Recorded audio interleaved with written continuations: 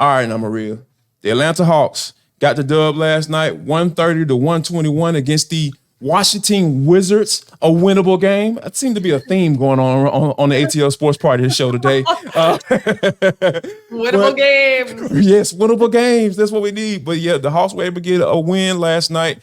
And the one thing that I really like about this Hawks team is that I'm starting to feel like I'm seeing some growth. I'm starting to see some things start to churn in the right direction, and not saying that they're there yet, because it's gonna take some time for them to get fully there. But to you, what do you feel that has been the difference in these last 3 games versus the first couple? Well, I remember we were, not that we were hitting the panic button, but the 0-2 start, we're like, wait a second. And they were, okay, maybe you were. I wasn't, but I will be honest, after the 0-2 start, I'm thinking, gosh, here we go again. There's so much hype around this team every year in the preseason, and they have the pieces in place. They have a new coach. We're excited about all this stuff.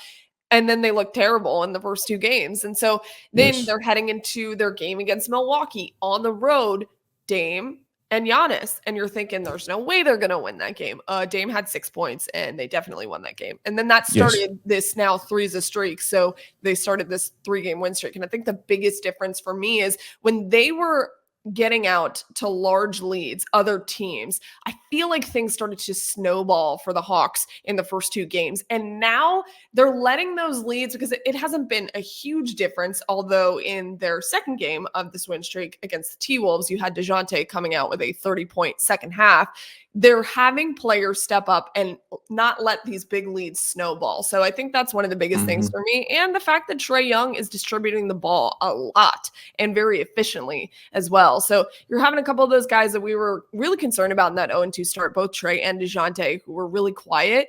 Now they're starting to put things together. I think it's hard to win basketball games when one or both of them are not going off on any given night. And you're starting to see that. Dejounte obviously paying dividends against the T-Wolves.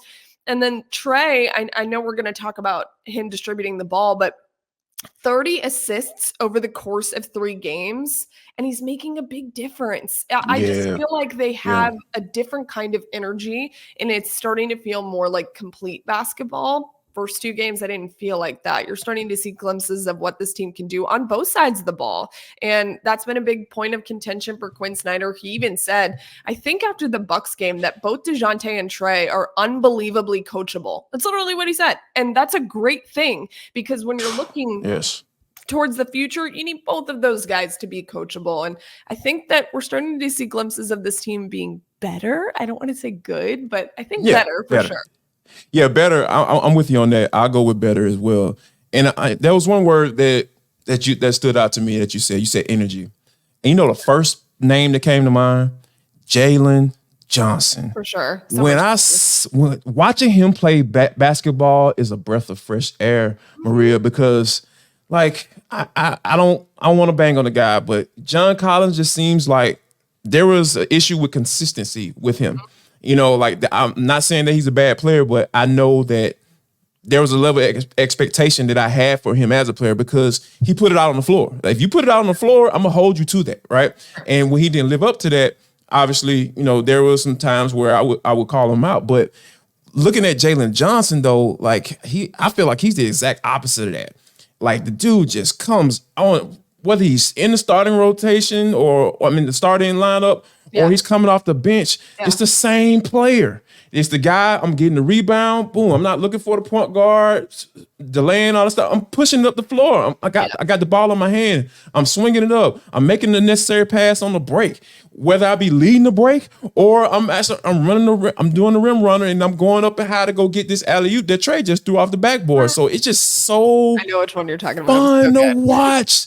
And then the look on Trae's face after he did that just says to me, that's what makes it feel different, because we know Trae is what's going to get this train going. If the Hawks are going to contend for a championship, it's going to have to be on the back of number 11. And the way he was looking last night, Maria, I just really felt like that's what the difference was for me. Just the energy and that Jalen Johnson brings to the floor, and how Trae Young is dealing with his teammates and distributing the rock. I just feel like this is why I feel like they're better too. Yeah, and you're starting to feel like things are clicking like we've been talking about for so long, and Right. I think that, yes, as the point guard, Trae does distribute a lot of that and start all of that. But I also think just as a leader and a veteran on this team, it's up to him as to what this team actually looks like and whether he's going to Right. get along with the head coach, whether he's going to get along with his players, his teammates. Like, I think it's up to Trae, and you're starting to see a different side of Trae, which is crazy because he's been around for so long, and he's obviously one of the best point guards in the league. I still do believe that, but you're starting to see him take another level of his game, and maybe that's Quinn Snyder, maybe that's maturity. I don't know. That's yet to be seen, but you're starting to see things turn a little bit for him. And if he wants to be serious about taking this team past the first round of the playoffs, it all starts with Trae. Yeah. Yeah, that's the big thing, and I feel like the way Dejounte Murray has been playing, that wraparound pass went up under the rim, that was a ridiculous pass. And I was just like, and Dejounte Murray just calmly just moved over, and it was a perfect timing, like straight form and everything. And I was just like, yeah, that's some chemistry right there. That's some chemistry that's been built in the offseason. Because we know those guys reported early, a month early. They came in before camp even they had to report for camp, and those guys been working, and they've been working ever since. So that's why I'm not surprised at all Quinn Snyder saying these guys are coachable, because those guys, they want to be great. They want to be better. They want to go out here and compete. That's why I've always felt weird when people try to call out Trae Young for certain things, as far as the attitude. I was like, man, the guy just wants to win. Like, I get it. Does, yeah. And sometimes those guys are a little anal, either way. So, it's been good to kind of see. But one real quick question, but before we move on, do you feel like Trae now is trusting his teammates a little bit more? Yeah, for sure. I mean, going back to what I was saying about his assists, 30 assists over the course of 3 games. I mean, he's going to get the ball out, but now he's distributing it evenly. And you literally just brought up that baseline pass. I mean, how did he even see Dejounte on that play? I have no idea. No clue. No clue. That goes back to trust, and the trust that you're talking about. He's starting to open up the opportunity to trust his teammates a little bit more. And I think not relying on Trae to do everything is what's going to win you basketball games. Because you saw that kind of in the back half of the season last year. He kind of felt like he needed to do it all. He can't do it all. And if he can start getting the ball out to the right playmakers, which you've seen time and time again, and in creating other opportunities for guys, that's what's going to elevate Trae even more. And that just says that he's starting to trust guys, and he better trust Dejounte. You started to see their connection kind of blossom a little bit against Miami. I think that was kind of the first time that I thought, okay, when both of these guys are working together and playing well, this team can be different. Now, granted, the playoffs didn't work out the way that we all thought they would last year, of course, and they need to go past that first round. We all know these things. But I started to see the connection between Dejounte and Trae that had been missing. And even just the baseline pass, that told me a lot of stuff. I got to be honest with you, because he's starting to trust Dejounte, starting to open him up a little bit more. When those two guys are successful, going back to what I said earlier, I think this team can be great. And yeah, of course they both want to win. Dejounte just signed another deal here. He wants to be here. He wants to help make Trae and help make this team be great. I'm excited. I don't want to say good, but better. Yes, better is definitely a good word to use for this team. Cautiously optimistic. How's that? Yes, like the idea of being optimistic about this team right now after that 2-game start. I know it's only 2 games, but I'm telling you, like, it didn't feel good, because guess what? We've seen it before. Like, they've put this type of product on the court before, so. Like, when you start to see that, it's so hard to, like, we're human. We're human. It's so hard to ignore it. And you're like, hey, I've seen this movie before. It's like you're in a bad relationship. If you keep going out there and cheating on your behind, you know the actions. You know the actions leading up to it. You understand. You know when you're out there cheating, so don't deny it. Don't deny what you feel. So, yeah, I don't want to deny what I feel as an Atlanta sports fan. All you people out here talking about, calm down. Man, look.